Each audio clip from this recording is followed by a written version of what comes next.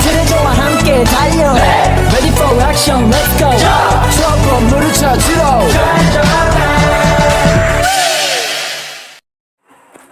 DNA dan RNA sering disebut secara berdampingan, penyebutan yang membuat banyak orang mengira keduanya adalah hal yang sama.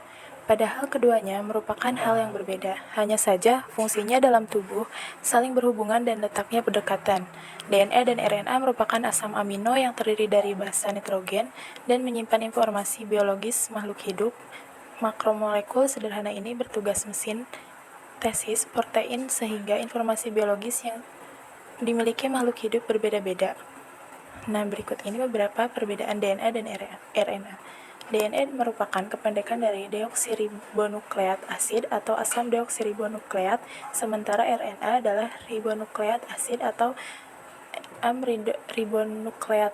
Rantai DNA dan RNA memiliki perbedaan di mana pada kata pertama DNA menyatakan bahwa rantai atau ikatan yang ada di dalamnya adalah rantai ganda. Pada RNA tidak ada kata atau frasa yang menunjukkan jumlah. Artinya, RNA hanya memiliki satu rantai pada gugus asam amino. Yang diikat rantai tunggal RNA ini kemudian akan melipat ke arah dirinya sendiri.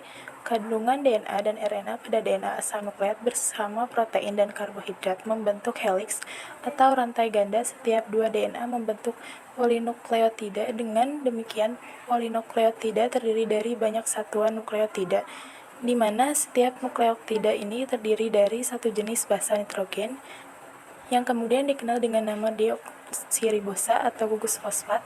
Terdapat 3 jenis basa nitrogen pada DNA, yaitu urin pirimidin dan gugus fosfat. Urin mengandung sama atau informasi genetik yang disebut adenin dan guanin. Pirimidin terdiri dari sitosin dan timin. Struktur RNA sepintas mirip dengan DNA. Selain rantainya yang tunggal, informasi genetik RNA banyak terletak pada informasi genetik. Informasi genetik yang dihasilkan basa pirimidin RNA adalah sitosin dan urasil. Fungsi DNA dan RNA. Fungsi DNA diantaranya membawa informasi genetik makhluk hidup, di mana DNA membawa instruksi bagi pembentukan ciri dan sifat manusia. Bisa dikatakan sebagai pengenal dari orang yang tidak memiliki identitas. DNA mengandung semua informasi sifat manusia. Hidup DNA secara langsung dan tidak langsung mengontrol keberlangsungan kehidupan DNA, menentukan perkembangbiakan agar makhluk hidup mempertahankan jenisnya. DNA berfungsi sebagai katalis atau mempercepat terjadinya reaksi saat pengadaan diri. DNA juga berperan sebagai heterogen katalis pada sintesis senyawa lain di dalam sel, sedangkan RNA mempunyai peran sedikit berbeda. RNA berfungsi menyimpan informasi genetik yang telah selesai dikode dan diekspresikan, dan juga sebagai perantara DNA dari protein yang berada di dalamnya untuk ekspresi genetik. Letak DNA dan RNA. Sesuai dengan fungsinya, DNA dan RNA terletak di dalam sel. DNA terletak di bagian inti sel dan mitokondria pada tumbuhan. Biomolekul ini terdapat juga dalam kloroplas. RNA terdapat pada inti sel yang disebut mRNA, sitoplasma atau tRNA, dan ribosom atau rRNA. Komponen gula DNA dan RNA pada dasarnya, struktur RNA dan DNA sangat mirip. Keduanya merupakan polimer yang tersusun atas banyak nukleotida, di mana setiap nukleotida tersusun dari satu gugus fosfat, satu gugus pentosa, dan satu gugus basa nitrogen. Ikatan tersusun berselang-seling antara gugus fosfat dengan gugus pentosa dari nukleotida yang berbeda. Selain perbedaannya terletak pada rantai ikatan ganda dan tunggal, nukleotida DNA dan RNA mempunyai kandungan gula berbeda. Gugus pentosa mempunyai satu gugus cincin hidroksil yang disebut ribosa, sedangkan gugus pentosa atau gula pada DNA mempunyai 2 cincin hidroksil yang disebut deoksiribosa. Ukuran DNA dan RNA. DNA mempunyai ukuran lebih panjang, berbentuk bulat dan berpilin atau heliks, atau seperti tali yang diputar-putar. RNA mempunyai bentuk yang sedikit lebih pendek meski bentuknya sama-sama memanjang. Selain itu, RNA terlihat lebih tipis dan rantai tunggalnya tidak berpilin-pilin. Kadar DNA dan RNA.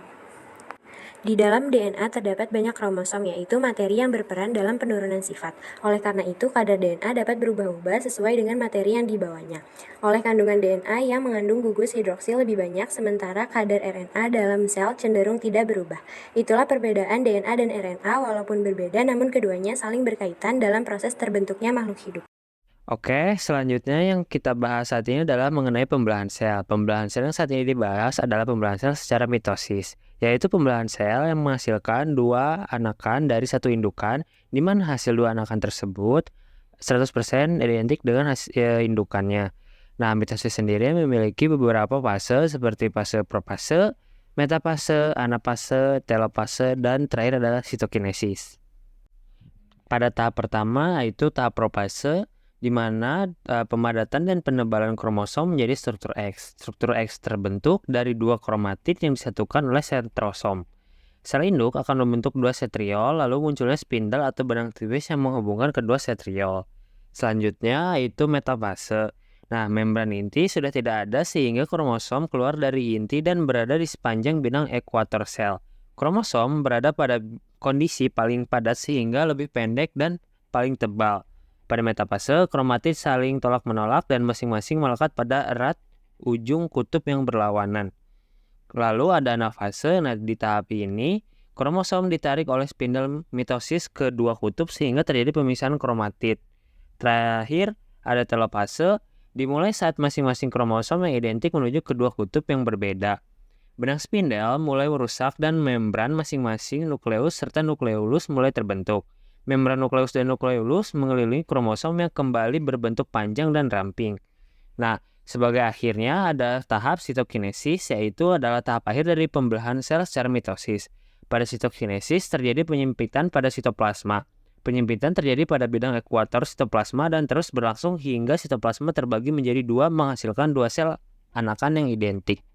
Selanjutnya ada pembelahan meiosis. Berbeda dari mitosis, meiosis disebut sebagai pembelahan reduksi yang merupakan jenis pembelahan sel yang bertujuan menghasilkan sel gamet. Gamet yang dimaksud adalah sel kelamin, seperti sel sperma pada pria dan sel telur pada wanita.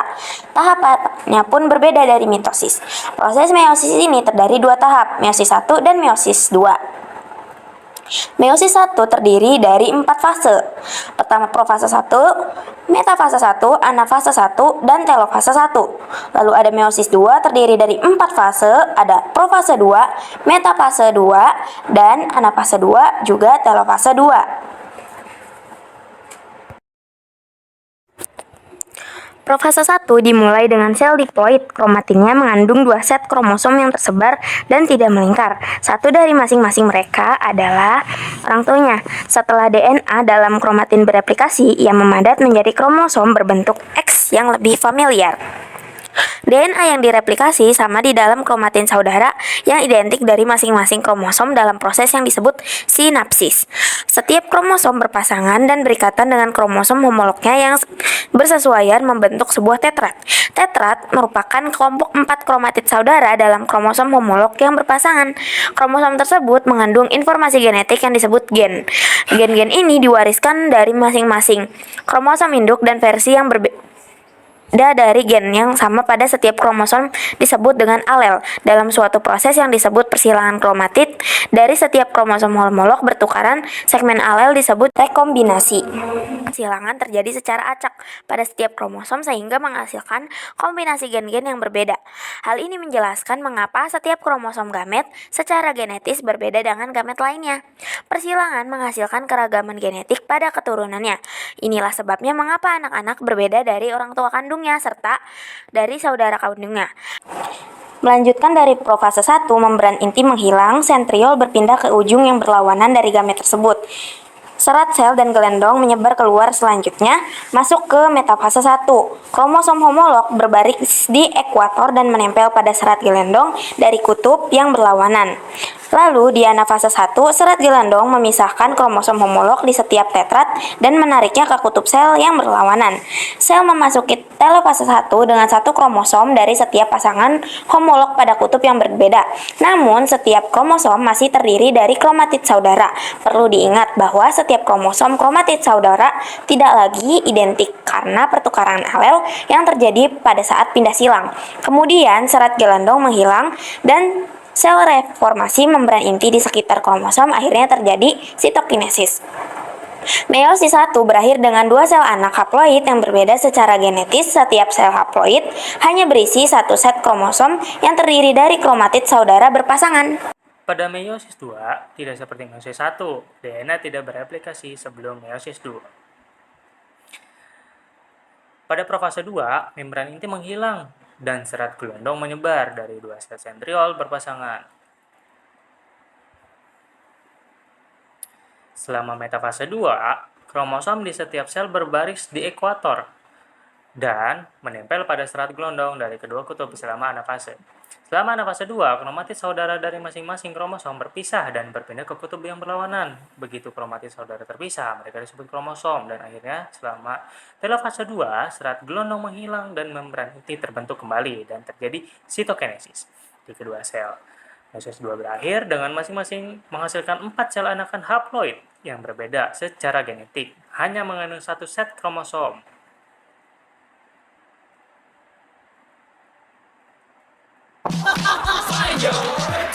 트레저와 함께 달려 Ready for action, let's go 트러블 물을 쳐주러